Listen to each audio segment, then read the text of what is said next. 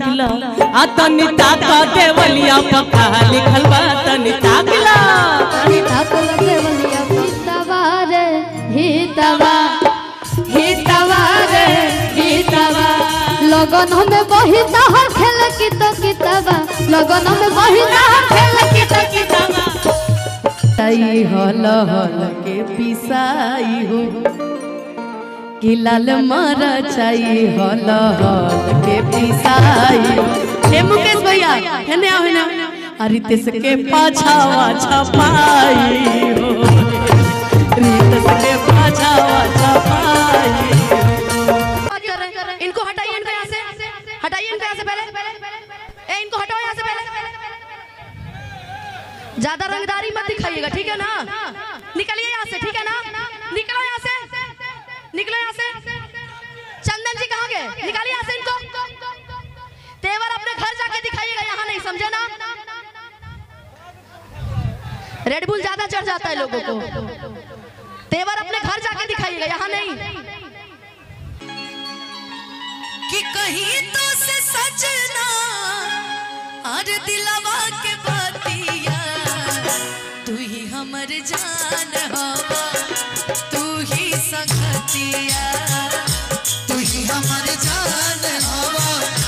तू ही संगतिया देखिए हमार बाजी देखिए के जान तोहरे मेरा में बड़े बड़े लोग होला आए जा भड़ुवन से भरल भाया ननावा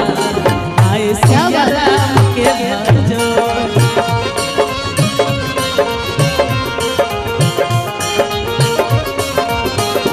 एही जा मऊगन से भरल भाया ननावा आए सिया राम के भजो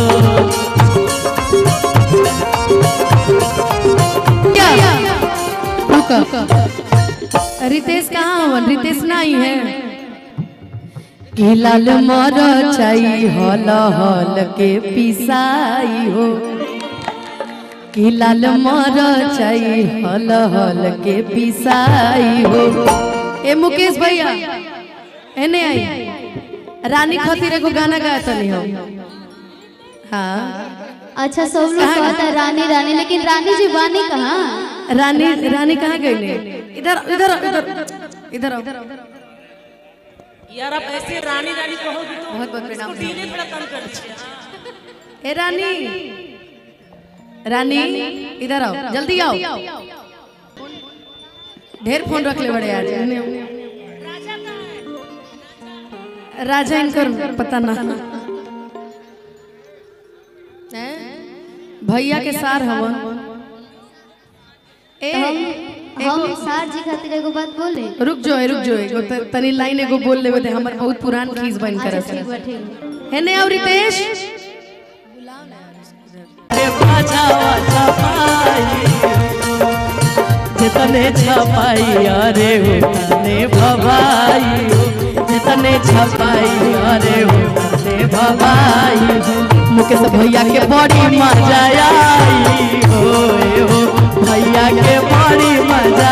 आई काहे काहे घर से गए काहे गए तनी दो चार गाड़ी और भैया रुकिए थोड़ा रुकी ना रितेश रितेश जी नाम है ना इनका कि तनी रानी तनी ताकला तनी ताका देवलिया पका लिखल बा तनी ताकला देवलिया तनी ताका देवलिया पका लिखल बा तनी ताकला सुनिए ना कि तू पकड़ल नसबंदी में तार खेत पकड़ाइल चकबंदी में तार बहिना निकल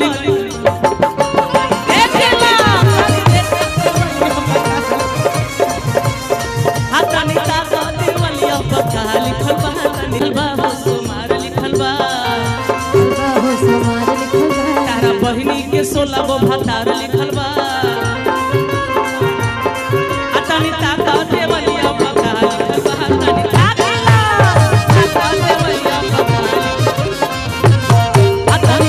देवलिया जे हमने के तिल का चढ़ावे आइल बा धरती पर जौन सबसे खराब गाड़ी होई नु वो आज रितेश के दी हो। हमरा मुझे गाड़ी तो अच्छा ना लगी, लेकिन हम गीते के भाव में कहो भैया कि हितवा रे हितवा हितवा रे हितवा लगन में बहिता हर खेल की तो कितवा लगन में बहिता हर खेल की तो कितवा। भैया भैया हमने के हित जी में से क्या है यहाँ क्या हित जी बोल सकता नहीं जाना, मतलब हित बोल सकता नहीं जाना, तिलक चढ़ावे वालू हिंका के कुछ भी बोल सकता नहीं। सॉरी मंच है भैया। कैसन सॉरी भैया के सार हवन कैसन सॉरी। अच्छा हित जी खातिर सुना ना कि हितवा रे हितवा हितवा रे हितवा लगन में बहिता हर खेल की तो कितवा लगन में बहिता हर खेल की तो कितवा हितवा हितवा हितवा। हमें कह दिया तो हमरो पहले दया आ रहा, लेकिन अब दया नहीं किया हुआ। हम सब लोग मिल के कह रहे थे, थोड़ा हमको दया आ गया था, लेकिन भाई एकता में ताकत होला। अकेले हम मैंने से हो जाए तो हम हो गए से बड़ी का लड़की और नहीं नहीं ना ना आज कोई पैरवी काम नहीं करेगा इनका। कहो कि हथिया हथिया सोर कोइला हथिया हथिया सोर कोइला हथिया हथिया सोर कोइला कतो ना ले आइला हो तारा बहिन के सोटा मारो नौवा हसैला हो तारा बहिन के सोटा मारो नौवा हसैला हो तारा बहिन के साड़ी आए राम रोकेली मोटर गाड़ी। और सुनी आवारा के देली गवारा के देली हिंदू के रहरी के तीन पाता रहरी के तीन पाता तीनों का चनार है तीनों का चनार। ए भाई रितेश जी के तीन गो बहिनिया पाका के पाका खिलाड़ है रितेश। यार रिस्पेक्ट मत दो, रितेश जी कह रही हो ना मऊगा के तीन गो बहिनिया तीनों के तीनों खिलाड़ जी। हेलो अरे काहे के क्या बाहर लगते हैं तो बाहर लगते हैं तो बड़ा हो जाएगा घरवाली हो जाएगा ना घरवाली बन जाइए घरवाली अच्छा लगा ना। हित हवा हितैली भाई बाका निभाई बाका अपना बहिनी के भैया लगे सुतई बाका। अब लगता है सब भैया रखना है। चलिए हो गया सब भैया रखना नहीं। ए अच्छा तहरा के एक मिनट ए रितेश तारा के काव्य मिलल बड़ी बियाह करेला हैं